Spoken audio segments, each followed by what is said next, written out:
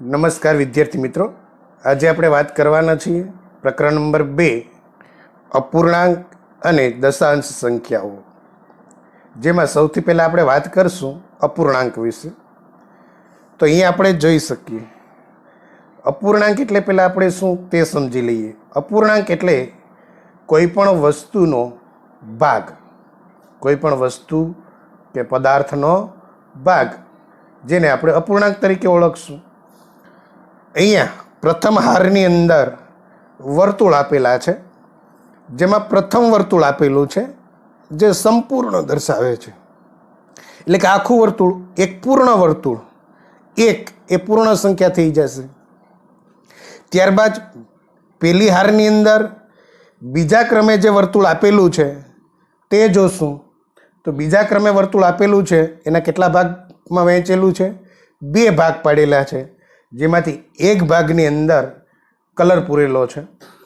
તો એ કલર પૂરેલા ભાગને આપણે અપૂર્ણાંક સ્વરૂપે લખવા હોય તો શું લખશું? તો કે 2 માંથી એક ભાગની અંદર કલર પૂરેલો છે તો લખી શકશું 1/2. 2 માંથી 1 એટલે છેદમાં 2, અંશની અંદર 1. ત્રીજા ક્રમે વર્તુળ જે પહેલી હારની અંદર આપેલું છે તેમાં 3 ભાગ પાડેલા છે, તેમાંથી 2માં કલર પૂરેલું છે. તો તેને આપણે અપૂર્ણાંક સ્વરૂપે કઈ રીતના લખી શકશું? 2/3. 3 માંથી 2 ભાગ.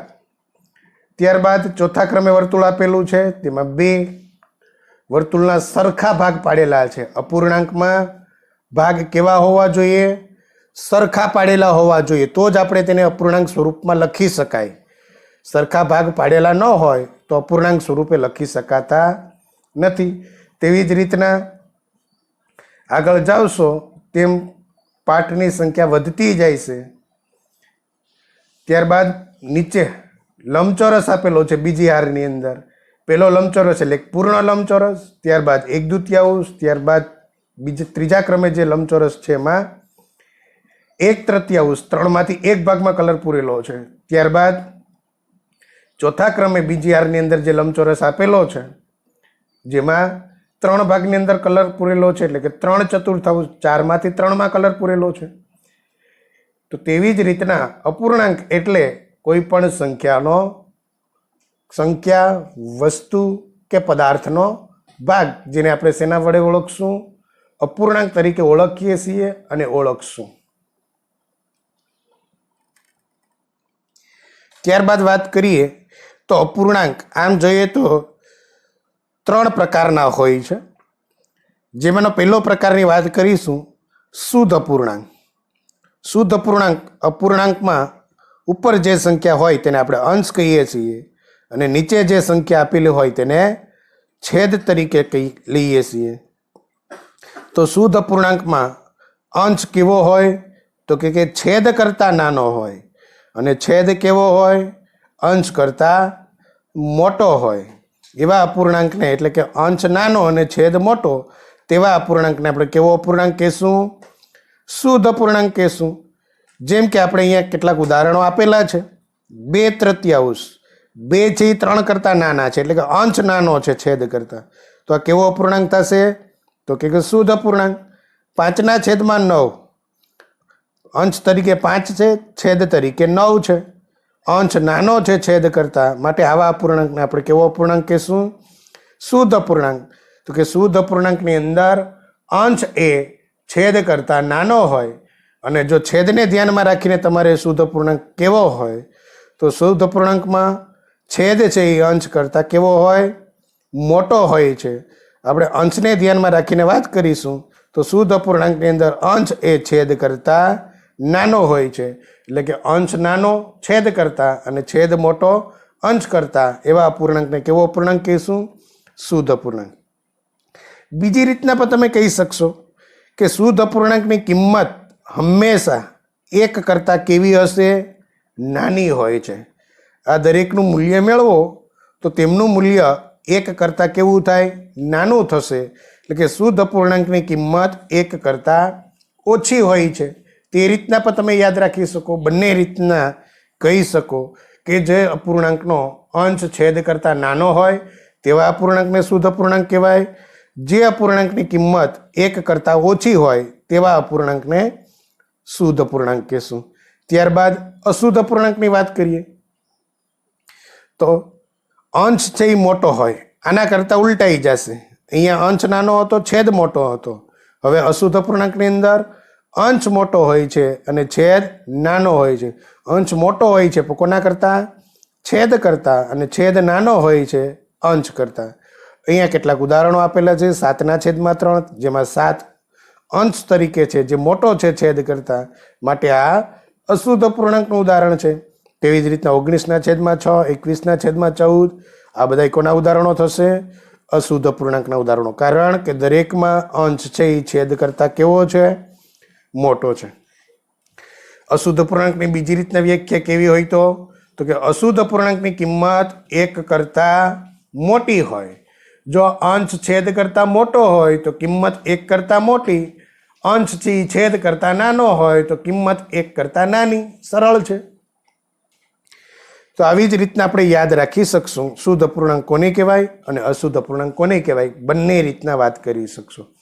માની લ્યો કે તમારે કોઈ 100 માર્ક્સની એક્ઝામ છે. 100 માર્ક્સની એક્ઝામની અંદર તમે કેટલા માર્ક્સ મેળવી શકો? તો કે 100 માર્ક્સની એક્ઝામની અંદર તમને 1 માર્ક્સ આવી શકે 100માંથી. માની લો કે 10 આવી શકે, 20 આવી શકે. એવી રીતના ક્યાં સુધી આવી શકશે? તો કે 99 આવી શકે. તો આવી બધી સંખ્યાઓને 10/100, 20/100, તેવી રીતના 99/100 સુધીની સંખ્યા એ કેવી થશે? શુદ્ધ અપૂર્ણાંક થશે. તમને 100માંથી 100 પણ માર્ક્સ આવી શકે. 100માંથી 100 છેદ ઉડાડશો, કેટલા મળશે? 1. પણ 1 છે એ કેવી સંખ્યા થઈ જશે? તો કે પૂર્ણ સંખ્યા થઈ જશે. 1 કેવી સંખ્યા થઈ જશે? પૂર્ણ સંખ્યા બની જશે. એવી રીતના 0 પણ આવી શકે. 0/0 100, તો 0 પણ કેવી સંખ્યા બનશે? પૂર્ણ સંખ્યા બનશે. પરંતુ 100માંથી તમને 101 માર્ક્સ આવી શકે નહીં. જો 101/100 હોય તો એ કેવી સંખ્યા બની જાય? અશુદ્ધ અપૂર્ણાંક બની જશે. તો આ પ્રમાણે અપૂર્ણાંકના 2 પ્રકાર આપણે જોયા. એક શુદ્ધ અપૂર્ણાંક અને એક અશુદ્ધ અપૂર્ણાંક. ત્યારબાદ અપૂર્ણાંકનો આપણે ત્રીજો પ્રકાર જોઈશું, મિશ્ર અપૂર્ણાંક. અહીંયા કેટલાક અપૂર્ણાંકો આપણને આપેલા છે. તો અપૂર્ણાંકની અંદર પ્રથમ અપૂર્ણાંક આપણે જોશું તો એમની અંદર એક વર્તુળ છે એ પૂર્ણ છે અને એક વર્તુળ છે એના 4 ભાગ કરેલા છે. એમાંથી કેટલા ભાગમાં રંગ પૂરેલો છે? તો કે 2 ભાગમાં. 4માંથી 2 ભાગમાં. હવે એક વર્તુળ પૂર્ણ છે તો એને આપણે મિશ્ર અપૂર્ણાંકમાં કઈ પ્રમાણે લખી દેશું? તો કે એક પૂર્ણ એટલે કે એક પૂર્ણાંક. એક પૂર્ણાંક. અને બીજું વર્તુળ છે એમાં 4માંથી કેટલામાં કલર પૂરેલો છે? તો કે 2માં. તો અહીંયા પેલી આકૃતિની અંદર આપણે જે અપૂર્ણાંક આપેલો છે એને મિશ્ર અપૂર્ણાંકમાં લખવા હોય તો કેમ લખી શકશું? 1 પૂર્ણાંક 2/4. એટલે કે એક પૂર્ણ છે અને બીજું છે એ 4માંથી 2 ભાગમાં રેખાંકિત છે, એટલે કે કલર પૂરેલો છે. ત્યાર પછી બીજા અપૂર્ણાંકને આપણે બીજી આકૃતિ જે આપેલી છે અપૂર્ણાંકની તેમને આપણે મિશ્ર અપૂર્ણાંકમાં લખવા હોય તો કેટલા પૂર્ણ ભાઈ? તો જે પૂર્ણ હોય તે લખી દઈશું પહેલા તો 3 પૂર્ણાંક. 3 પૂર્ણાંક એટલે કે 3 પૂર્ણ છે. અને ત્યાર પછીનું એક જે છે એમાં 3માંથી 2 ભાગ રેખાંકિત છે તો એમને મિશ્ર અપૂર્ણાંકમાં કઈ પ્રમાણે લખી શકશું? 3 પૂર્ણાંક 2/3. હવે આપણે ખ્યાલ આવી ગયો. ત્રીજાને કઈ પ્રમાણે લખી શકશું? તો કે એક પૂર્ણ એટલે કે એક પૂર્ણાંક. કેટલા પાર્ટ કરેલા છે વર્તુળના? તો કે 1 2 નીચે 1 2 3 4. 4 ને ઉપર 4 એટલે 8. કેટલા ભાગ છે વર્તુળના? 8 ભાગ કરેલા છે. તો 8 માંથી કેટલામાં કલર પૂરેલો છે? તો કે 3 માં. તો 1.3 ત્યારબાદ ચોથા નંબરે જે પૂર્ણાંક આપેલો છે તેને કઈ પ્રમાણે લખશું મિશ્રમાં? તો કે 2 પૂર્ણ છે. તો 2 પૂર્ણાંક અને 2 માંથી 1 ભાગ રેખાંકિત છે એટલે 1/2. 2 માંથી 2 પૂર્ણાંક 1/2. ત્યારબાદ 5મા ક્રમે આપેલી આ પૂર્ણાંક સંખ્યાની આકૃતિમાં કઈ પ્રમાણે લખશું? તો કે 1 પૂર્ણ 1 પૂર્ણાંક અને ટોટલ ભાગ કેટલા કરેલા છે? 6 ભાગ કરેલા છે. 6 માંથી 4 ભાગમાં કલર પૂરેલો છે. તો 4/6 એટલે કે 4/6. ત્યાર પછી લાસ્ટમાં જે અપૂર્ણાંક આપેલો છે તેને કઈ પ્રમાણે લખશો? તો કે 1 પૂર્ણ છે. 1 પૂર્ણ છે અને કેટલા પાઠ કરેલા છે? 7 સરખા ભાગ કરેલા છે. 2 ભાગમાં કલર પૂરેલો છે અને 3 ભાગ ખાલી છે એટલે 5 સરખા ભાગ કરેલા છે. કેટલા ભાગ કરેલા છે? 5. તો કઈ પ્રમાણે લખી શકશું? 1 પૂર્ણાંક 5 માંથી 2 રેખાંકિત છે. 1.2. તો આ બધી થઈ મિશ્ર અપૂર્ણાંક પ્રમાણે આપણે લખેલા છે. મિશ્ર અપૂર્ણાંકમાં શું હોય? તો કે પૂર્ણાંક પણ હોય અને અપૂર્ણાંક પણ હોય. તો અહીંયા જોઈ શકો તમે 1 પૂર્ણ અને બીજું 4 માંથી 2 ભાગ રેખાંકિત છે. બીજા અપૂર્ણાંકમાં 3 પૂર્ણ છે અને 3 માંથી 2 ભાગ રેખાંકિત છે. ત્રીજા અપૂર્ણાંકમાં 1 પૂર્ણ 8 માંથી 3 ભાગ રેખાંકિત કરેલા છે. એવી રીતના ચોથામાં 2 પૂર્ણ અને 2 માંથી 1 ભાગ રેખાંકિત છે. ત્યાર પછી 1 પૂર્ણ અને ત્યાર પછીના 6 ભાગ કરેલા છે. એમાંથી 4 ભાગ રેખાંકિત છે. તો આવી રીતના મિશ્ર અપૂર્ણાંકને આપણે લખી શકીએ. તો તે બેનું મિશ્રણ હોય છે. પૂર્ણ અને અપૂર્ણાંક બેનું મિશ્રણ હોય છે. હવે આ જે મિશ્ર અપૂર્ણાંક સ્વરૂપે આપણે લખેલા છે આને આપણે અશુદ્ધ અપૂર્ણાંકમાં પણ લખી શકીએ. હવે અશુદ્ધ અપૂર્ણાંકમાં કઈ પ્રમાણે લખી શકીએ? તો વર્તુળના કેટલા ભાગ કરેલા છે? તો કે 4 ભાગ કરેલા છે. જેટલા ભાગ કરવામાં આવે છે એટલા છેદમાં. કેટલા ભાગ? 4. હવે કુલ કેટલા ભાગમાં રેખાંકિત છે? તો કે 2 વર્તુળ છે એમાં કુલ 6 ભાગ રેખાંકિત છે. પહેલાના 4 અને બીજાના 6. તો એને આપણે અશુદ્ધ અપૂર્ણાંકમાં લખી શકશું 6/4. કઈ પ્રમાણે થાય? તો આવી પ્રમાણે જ થશે. 4 એકા 4, 4 ને 2 6, 6/4. ત્યારબાદ બીજા અપૂર્ણાંકને આપણે અશુદ્ધ અપૂર્ણાંકમાં લખવા હોય તો કઈ પ્રમાણે લખી શકશું? તો કે કુલ દરેક લંબચોરસના 3 ભાગમાં ડિવાઈડ કરેલું છે ને કુલ કેટલા ભાગમાં કલર રેખાંકિત છે એટલે કે કલર પૂરેલો છે? તો કે 3 તેરી 9 ને 2 11 ભાગમાં. જે તમે અહીંયાથી પણ લખી શકો. આ બંનેનો ગુણાકાર 3 × 3, 3 તેરી 9 + 2 11. અને તમે આપેલ અપૂર્ણાંકની આકૃતિની અંદર પણ જોઈ શકો છો 11 ભાગ રેખાંકિત છે. ટોટલ 11 ભાગ રેખાંકિત છે. તો એ અંશની અંદર અને દરેકના કેટલા ભાગ પાડેલા છે? 3. તો 3 છેદની અંદર. ત્યાર પછી કેટલા ભાગમાં વહેંચવામાં આવે છે? તો કે 8 ભાગમાં.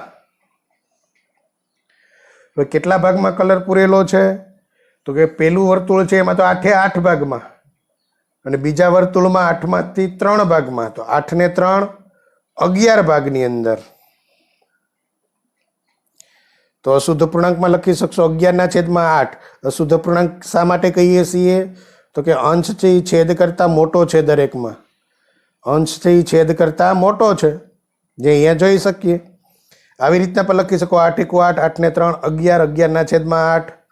ત્યાર પછીમાં દરેકને 2 ભાગમાં વહેંચીએ છીએ અને કુલ કેટલા પાર્ટ રેખાંકિત છે? તો કે 2 ને 2 4 ને 1 5 ભાગ, આમ પણ થશે 2 દુ 4 ને 1 5. ચાલો ત્યારબાદ ષટકોણના કેટલા ભાગ પાડેલા છે? તો કે ષટકોણના 6 ભાગ પાડેલા છે. કુલ કેટલા ભાગ રેખાંકિત છે? તો પહેલા ષટકોણના 6 ભાગ અને બીજા ષટકોણના 4, તો ટોટલ 10 ભાગ રેખાંકિત છે. તો અશુદ્ધ અપૂર્ણાંકમાં શું લખશું? 10/6. 6 એકુ 6, 6 ને 4 10. ત્યાર પછી લાસ્ટમાં જોઈ શકશું કેટલા ભાગમાં ડિવાઈડ કરેલા છે વર્તુળને? તો કે 5 ભાગની અંદર. તો છેદની અંદર 5. ટોટલ કેટલા ભાગ રેખાંકિત છે અપૂર્ણાંકના? તો પહેલાના 5 5 અને બીજાના 2. 5 ને 2 7. તો કેટલા થશે? 7/5. કઈ પ્રમાણે લખી શકો? તો કે 5 એકુ 5 ને 2 7. 7/2. તો આપણે એ પણ યાદ રાખશું કે મિશ્ર અપૂર્ણાંકને અશુદ્ધ અપૂર્ણાંકમાં કઈ રીતના ફેરવી શકાય. તો કે મિશ્ર અપૂર્ણાંકને અશુદ્ધ અપૂર્ણાંકમાં ફેરવવા માટે આ બંનેનો ગુણાકાર વત્તા જે સંખ્યા છે તે અને છેદની અંદર જે છે તે તેમના તેમજ. તો આપણે અપૂર્ણાંકનો ત્રીજો પ્રકાર જોયો, મિશ્ર અપૂર્ણાંક. અને મિશ્ર અપૂર્ણાંકમાં કોને ફેરવી શકાય? તો કે અશુદ્ધ અપૂર્ણાંકને જ મિશ્ર અપૂર્ણાંકમાં ફેરવી શકાય. અને મિશ્ર અપૂર્ણાંકને તમે અપૂર્ણાંકમાં ફેરવો તો એ કેવો મળશે? અશુદ્ધ અપૂર્ણાંકમાં રૂપાંતર થશે. ત્યારબાદ વાત કરીશું અપૂર્ણાંકનું અતિ સંક્ષિપ્ત રૂપ. તો અતિ સંક્ષિપ્ત રૂપ એટલે જ્યાં સુધી છેદ ઉડે ત્યાં સુધી આપણે છેદ ઉડાડવાના રહેશે. માની લ્યો કે કોઈ એક સંખ્યા આપેલી છે 15/40. એક અપૂર્ણાંક આપેલો છે 15/40. જે કેવો અપૂર્ણાંક છે ભાઈ? તો કે શુદ્ધ અપૂર્ણાંક, કારણ કે અંશ છે એ છેદ કરતાં નાનો છે. તો તમે અહીંયા જોઈ શકો. હવે અતિ સંક્ષિપ્ત રૂપમાં શું હોય? તો કે આપેલી બંને સંખ્યાઓને કઈ સંખ્યા વડે, સરખી સંખ્યા વડે ભાગી શકાય? તો અહીંયા બંનેને 2 વડે તો આપણે ભાગી શકતા નથી, કારણ કે 2 ની ચાવી જોઈએ. તો 2 વડે ભાગવા માટે એકમનો અંક શું હોવો જોઈએ? તો કે 2 4 6 8 કે 0 હોવો જોઈએ, જે અંશની અંદર નથી. તો આ બંને સંખ્યાને કઈ સંખ્યા વડે આપણે ભાગી શકીએ છીએ? તો કે બંને સંખ્યા 5 વડે વિભાજ્ય છે, કારણ કે 5ની ચાવી શું કહે? એકમનો અંક 0 કે 5 હોય તો એને આપણે કેટલા વડે ભાગી શકીએ? 5 વડે. તો ઉપરનાને 5 વડે ભાગશું, નીચેની સંખ્યાને પણ 5 વડે ભાગીશું. તો આપણને કેટલા મળશે? તો 15/5. 5 તેરી 15 એટલે 3. 40/5. 8 પંજા 40 એટલે 8. હવે બંને સંખ્યાને કોઈ સંખ્યા વડે ભાગી શકાતા નથી. અથવા બીજી રીતના આપણે તેમ પણ કહીએ કે આપેલી બંને સંખ્યાઓ કયા ઘડિયાની અંદર આવે છે, એટલે કે કયા મોટામાં મોટા ઘડિયાની અંદર આવે છે, તેના વડે આપણે છેદ ઉડાડી શકીએ. અહીંયા આપણને આપેલા હતા 15/40. આપણને ખબર છે કે બંને 5ના ટેબલની અંદર આવશે, તો 5નું ટેબલ બોલશું. 5 એકા 5, 5 દુ 10, 5 તેરી 15. ત્યારબાદ આગળ વધશું. 5 ચોકુ 20, 5 પંજા 25, 5 છક 30, 5 સત્તા 35, 5 અઠ્ઠા 40. તો શું મળશે? આપણે 3/8 જ મળશે. ત્યારબાદ માની લો કે હજી 1-2 ઉદાહરણ લઈ સમજીએ. માની લ્યો કે સંખ્યા આપેલી છે 24/36. તો અહીંયા આપણે સીધી જ મોટામાં મોટું ટેબલ ખબર નથી કે બંને મોટામાં મોટા કયા ઘડિયાની અંદર આવે છે અથવા કયા ટેબલની અંદર આવે છે. તો આપણે નાની સંખ્યાઓ વડે છેદ ઉડાડતા જશું. તો અહીંયા જોઈ શકીએ 24 અને 36 બંનેને 2 વડે ભાગી શકીએ. તો ભાગ અકાવશો 2 વડે, તો 2 એકુ 2 એટલે કે આને 24 ને 2 વડે ભાગીશું આપણે તો કેટલા મળશે? અને 36 ને 2 વડે ભાગીએ તો કેટલા મળે? કારણ કે બંનેને 2 વડે ભાગી શકશું, કારણ કે એકમનો અંક 2 4 6 8 કે 0 હોય તેવી સંખ્યાને આપણે કેટલા વડે નિશેષ ભાગી શકીએ? 2 વડે. તો અહીંયા જોઈ શકીએ બંનેનો એકમનો અંક 1નો 4 છે અંશનો અને છેદનો 6 છે, તો બંને 2 વડે વિભાજ્ય છે. 24 ને 2 વડે ભાગશો તો આપણને કેટલા મળશે? 2 એકા 2, 2 દૂને 4, આપણને મળશે 12. એટલે કે 12 દુ 24. 36 ને 2 વડે ભાગશો તો 2 એકા 2, 3માંથી 2 જશે, 1 વધશે, ઉપરથી ઉતારશો 6, એકડે ચગડે 16 થશે. 2 અઠ્ઠા ને 16, એટલે કે 18 દુ 36. ફરીથી એકમનો અંક 2 અને 8 છે, અંશમાં 2 છે અને છેદનો 8. ફરીથી 2 વડે ભાગ હકાવી શકશો તો 2નું ટેબલ બોલશો તો 2 છક 12 અને 2 નવા 18. કેટલા મળશે? 6/9. હવે 2 વડે ભાગ હાલશે નહીં, કારણ કે અહીંયા 9 આવી ગયા છે છેદની અંદર. હવે 3 વડે હકાવી જોઈએ. 3 વડે ભાગ હાલશે. 3 દુ 6, 3 તેરી 9. તો આપણને અંતિક સંક્ષિપ્ત રૂપ શું મળશે? 2/3. જે કોનું અતિ સંક્ષિપ્ત રૂપ થયું છે ભાઈ?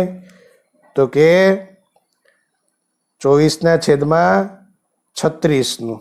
તો 24/36નું અતિ સંક્ષિપ્ત રૂપ શું થશે? 2/3. જો આપણે સીધું 12નું ટેબલ આવડતું હોત તો આપણે સીધા જ છેદ ઉડાડી દેત કે 12 દુ 24 અને 12 તેરી 36, 12 તેરી 36 અને 12 દુ 24, તો સીધા છેદ ઉડી શકત.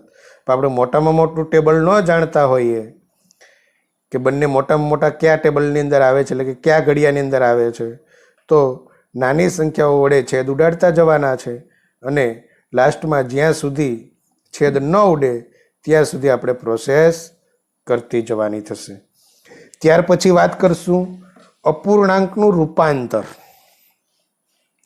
અપૂર્ણાંકનું રૂપાંતર, જેમાં પહેલી વાત કરશું મિશ્ર અપૂર્ણાંકનું અશુદ્ધ અપૂર્ણાંકમાં રૂપાંતર.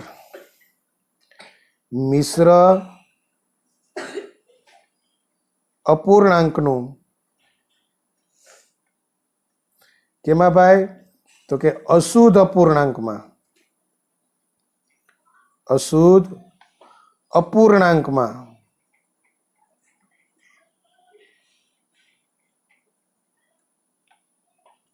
રૂપાંતર.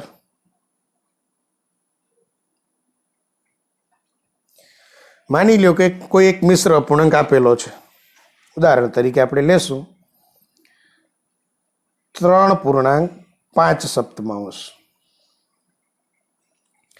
તો એ અશુદ્ધ અપૂર્ણાંકમાં કઈ રીતના ફરે છે? તો કે આ બંનેનો શું થશે? તો કે ગુણાકાર. તે બંનેનો ગુણાકાર, અને એમાં 5 પછી જે ગુણાકાર આવે છે એમાં 5 શું થશે? ઉમેરવાના થશે. એટલે કે બનશે કંઈક આવી રીતના 3 ગુણ્યા 7 વત્તા એમાં અંશ ઉમેરવાનો છે 5 અને છેદ તો જે છે એ જ 7/7. સાદુરૂપ આપશું તો શું થશે? 3 સત્તા ને 21 વત્તા 5 ના છેદમાં 7. તો કેટલા મળશે? 21 ને 5 26, 26 ના છેદમાં 7. જે કેવો અપૂર્ણાંક છે? અશુદ્ધ અપૂર્ણાંક, કારણ કે અંશ છે એ છેદ કરતાં મોટો છે. તો મિશ્ર અપૂર્ણાંકને અશુદ્ધ અપૂર્ણાંકમાં કઈ રીતના ફેરવી શકાય? તમે સીધું પણ કરી શકશો ભાઈ.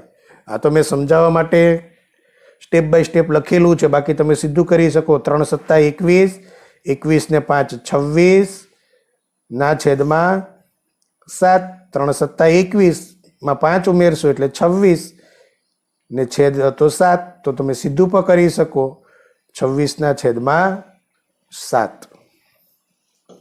ત્યાર પછી આપણે વાત કરશું અશુદ્ધ અપૂર્ણાંકનું મિશ્ર અપૂર્ણાંકમાં રૂપાંતર. અશુદ્ધ અપૂર્ણાંકનું મિશ્રમાં રૂપાંતર.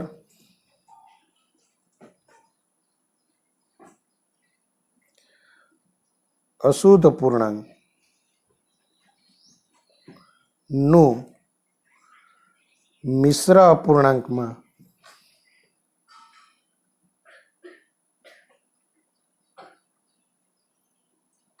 રૂપાંતર.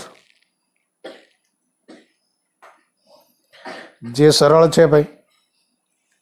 આપણે આનું આ જ ઉદાહરણ લઈ જોઈએ જેથી સમજવામાં સરળતા રહેશે.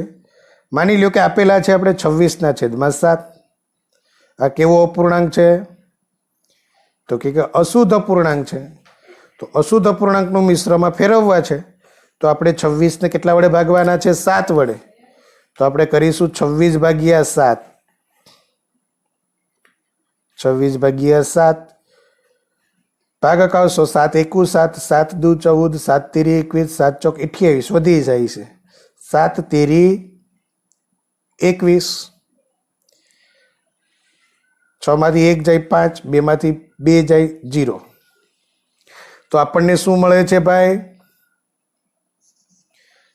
તો અહીંયા જોઈ શકો જે આપણે જવાબ સ્વરૂપે મળેલા છે તેને પૂર્ણાંકમાં લખશું તો જવાબ સ્વરૂપે કેટલા મળેલા છે? 3. તો 3 પૂર્ણાંક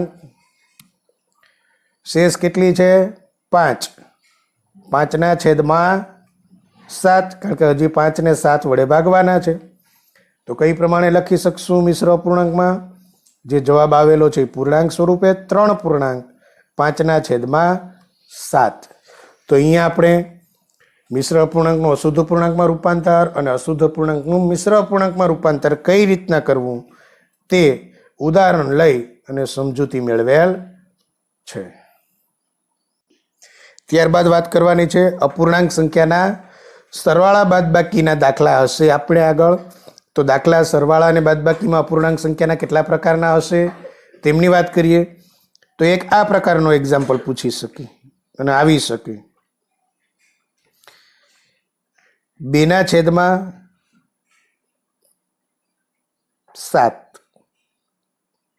વત્તા 3/7 આ પ્રકારના અપૂર્ણાંકના સરવાળા બાદબાકી પૂછાઈ શકે. તો શું થશે સરવાળો? તો કે બંનેનો છેદ એક સરખો છે. છેદ સરખો હોય ત્યારે કંઈ કરવાનું રહેતું નથી. ત્યારે આખાના છેદમાં કેટલા મૂકી દઈશું? 7. અને અંશમાં જે ચિહ્ન આપેલું છે સરવાળો હોય તો સરવાળો 2 + 3 કેટલા થશે? 2 ને 3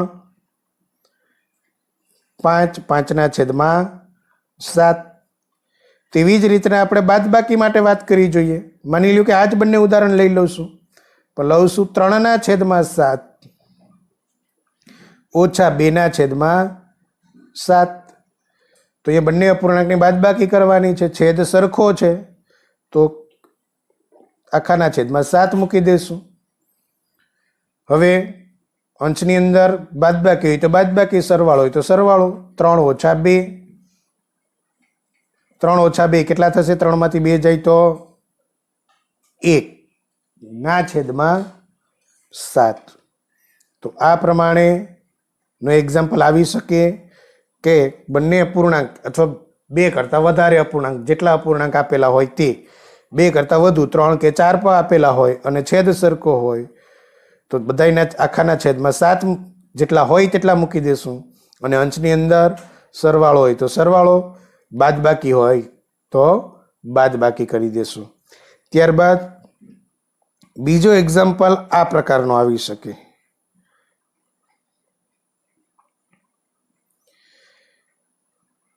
5/4 5/4 વત્તા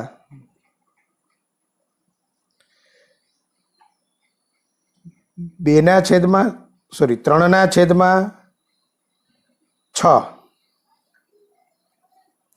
તો અહીંયા આપણે જોઈ શકીએ બંને અપૂર્ણાંક છે તેમનો છેદ સરખો નથી. તો જ્યારે અપૂર્ણાંક સંખ્યાના સરવાળા કે બાદબાકી કરવાના હોય, છેદ સરખો હોય તો આખાના છેદમાં તે મૂકી જ દેશું. પણ છેદ સરખો ન હોય તો આપણે શું કરીશું? લસા લઈ છેદની સંખ્યાનો અને છેદ સરખો બનાવીશું. તો અહીંયા છેદની અંદર કેટલા આવેલા છે? તો કે 4 અને 6. 2 વડે ભાગ આલશે, 2 દુ 4, 3 દુ 6, ફરીથી 2 વડે ભાગ આલશે, 2 એકા 2 અને 3 ના 3, 3 વડે ભાગ આલશે, 1, 3 એકુ 3. તો લસા કેટલો બનશે? 2 દુ 4, 4 તેરી ને 12, જે લસા થશે. તો અહીંયા આખાના છેદમાં કેટલા મૂકી દેશું? તો કે આપણે આખાના છેદની અંદર 12 મૂકી દેશું. તો મૂકીશું 12. હવે પેલી સંખ્યાના અપૂર્ણાંક, પેલો અપૂર્ણાંક હતો જેમના છેદમાં 4 હતા, 4ને કેટલા વડે ગુણવાથી 12 આવશે? તો કે 3 વડે. તો અંશને પણ 3 વડે ગુણીશું. બીજી સંખ્યાનો છેદ 6 હતો, આપણે 12 બનાવવો છે, તો 6ને કેટલા વડે ગુણશું તો 12 આવશે? તો કે 2 વડે. તો અંશને પણ 2 વડે. તો આપણનો અંશ શું થઈ જશે? તો કે 5 તેરી ને 15 વત્તા 3 દુને 6. તો શું થશે? 15 વત્તા 6 21 ના છેદમાં 12. જો છેદ ઉડે તો ઉડાડી દેશું. 3 વડે ભાગ આલશે. 3 સત્તા 21 અને 3 ચોકું ને 12. કેટલા થશે? 7 ના છેદમાં 4. તો આ પ્રકારનું એક્ઝામ્પલ પણ આવી શકે કે છેદ કેવો હોય? જુદો જુદો. તો છેદ સરખો કરાવવા માટે આપણે છેદની જે સંખ્યા છે તેનો શું લેશું? લસા લઈ અને છેદ સરખો કરીશું. આ પ્રમાણે બાદબાકી પણ થઈ શકે. આ જ સંખ્યાની બાદબાકી લઈ જોઈએ તો 5 ના છેદમાં 4 ઓછા 3 ના છેદમાં 6. આપણે લસા લીધો, કેટલો મળ્યો લસા? 12 મળેલો છે. તો છેદની અંદર 12. અહીંયા 12 લાવવા માટે ઉપર નીચે આપણે કેટલા વડે ગુણવા પડ્યા હતા? તો કે 3 વડે. અહીંયા 12 લાવવા માટે બીજા અપૂર્ણાંકમાં ઉપર નીચે 2 વડે. તો અંશ આપણો શું બને છે? 5 તેરી ને 15 ઓછા 6. 15 માંથી 6 બાદ કરશો તો કેટલા મળશે? 9 ના છેદમાં 12. 3 વડે ભાગ આલશે. 3 તેરી 9, 3 ચોકું 12. તો આપણને જવાબ શું મળશે? 3 ના છેદમાં 4.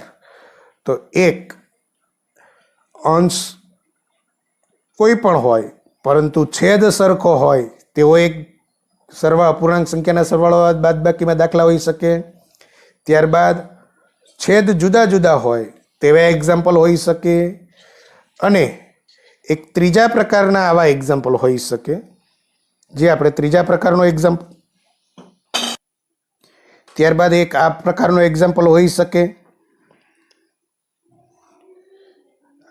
આપણે આપેલા હોય 1 વત્તા 2 પંચમાંશ. તો શું થશે? તો આપણે એક તો બંનેનો છેદ સરખો કરવા, એકના છેદમાં કંઈ નહીં તો કેટલા હોય? 1, અને પછી લસા લઈને છેદ સરખો કરીશું. બાકી આ પ્રમાણે સીધું જ આ બંનેનો શું કરીશું? ગુણાકાર. તો કે 5 એકું 5 વત્તા અહીંયા જે છે 2 ના છેદમાં 5. કેટલા થશે? 7 ના છેદમાં 5. હજી એકાદું ઉદાહરણ લઈ સમજી જોઈએ. માની લો કે આપણને આપેલા છે 3 વત્તા 5 ના છેદમાં 7. તો કઈ પ્રમાણે ગણતરી કરીશું? આ બંનેનો ગુણાકાર. 3 સત્તા 21, 21 વત્તા 5, 3 સત્તા 21 વત્તા 5 છેદમાં 7. 21 ને 5 કેટલા થશે? 26 ના છેદમાં 7. તો આ પ્રમાણે બાદબાકી પણ હોઈ શકે. 3 ઓછા 5 સપ્તમાંશ હોય. તો એ જ પ્રમાણે 3 સત્તા ને 21 ઓછા 5 ના છેદમાં 7 કેટલા થશે? 21 ઓછા 5 16 ના છેદમાં 7. તો આ પ્રમાણે 3 પ્રકારના એક્ઝામ્પલો અપૂર્ણાંક સંખ્યાના સરવાળા બાદબાકીમાં હોઈ શકે.